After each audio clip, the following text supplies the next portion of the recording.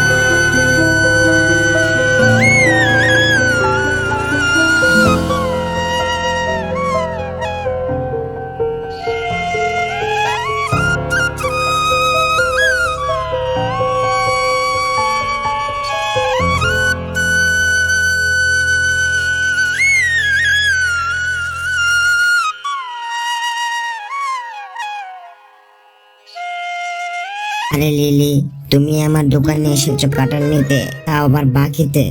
কিন্তু আমি যে কাঁঠাল বাকিতে বিক্রি করি না, আমি তোমাকে কাঁঠাল বাকিতে দিতে পারবো না।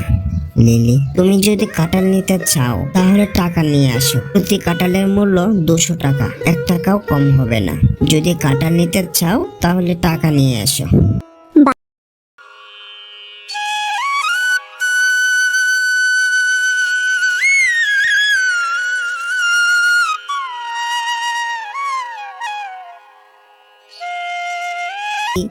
আমি তোমাকে কি বলেছি বুঝলা না? আমি কি ইংরেজিতে বলেছি? আমি তো বাংলায় বলেছি। তুমি কি বাংলা বুঝতে পারো না? আমি বলেছি তোমাকে কাঁঠাল বাকিতে দিতে পারবো না। তুমি যদি কাঁঠাল নিতে চাও তাহলে কাঁঠালের জন্য পয়সা দিতে হবে, বুঝলে? আমি কাঁঠাল বাকিতে দিতে পারবো না। যাও বলছে আমার দোকান থেকে, না হলে ঘাড় ধাক্কা দিয়ে বের করবো। ফকিন্নি কোথাকার। আজ একটা